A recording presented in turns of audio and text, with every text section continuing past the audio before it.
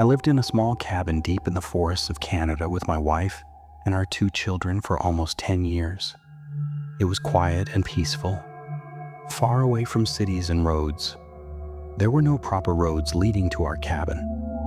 Only narrow walking trails connected us to a few other families who lived miles away in their own cabins. Over time, small paths formed between our homes because we would visit each other, trade supplies, and sometimes share meals. We had a small farm where we grew vegetables and kept livestock. Life was simple and good. We were happy there for many years. One night, something strange happened. I was sitting in the living room late at night, reading like I usually did, when I suddenly heard the cattle outside moving loudly and quickly. It sounded like they were scared. That was unusual at that time of night. I went to the window and pulled the curtain aside. The cattle were crowded on one side of the field, moving nervously as if they were trying to get away from something. I looked toward the darker side of the field and saw a large deer standing partly behind a tree. It was facing the house. It wasn't eating or walking. It was completely still. I didn't understand why the cattle would be afraid of a deer. It didn't seem dangerous. I closed the curtain and tried to forget about it. A few weeks later, my wife woke me up in the middle of the night. She looked frightened and told me to stay quiet and listen. I heard a strange sound outside. It was like someone dragging a stick slowly along the walls of the cabin. The sound moved around the whole cabin as if something was walking in a circle outside. Then it stopped. I quickly checked on my children. They were safe. I grabbed my hunting rifle and looked out every window. I didn't see anything at first. Then I looked out our bedroom window.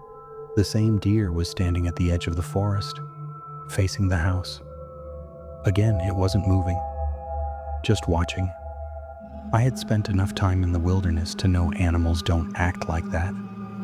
Something felt wrong. I closed the curtain, but I couldn't shake the feeling. The next morning, I decided to visit one of my neighbors and ask if they had noticed anything strange. I told my wife to keep the doors locked and stay inside with the kids. While walking along the trail, I tried to find a normal explanation for everything. Maybe another animal had scared the cattle. Maybe the sound was just branches hitting the walls. Halfway there, I suddenly felt like I was being watched. I heard leaves moving behind me. When I turned around, I froze. The deer was standing on the path, about 20 feet away from me, staring directly at me. That's when I noticed its eyes. There was too much white showing around them, and the pupils were small. They didn't look normal. They looked almost human. Fear took over. I turned and ran the rest of the way to my neighbor's cabin. When I told him what I'd seen, he didn't seem shocked. Instead, he looked serious. He told me about old stories of creatures that can take the form of animals. He mentioned something called a skinwalker and said they only appear when they want something. Hearing him say that made me feel even worse. After that, nothing happened again. The deer never returned. But I was never the same. I couldn't sleep peacefully anymore. Every sound at night made me anxious. Eventually, we moved closer to town. I told my family it was for a better future for our children. That was partly true. It has been almost 15 years now. I never told my wife or my children what I saw on that path. I never told them what my neighbor said either. For some reason, I felt it was safer to keep them out of it. But keeping it inside all these years has been heavy.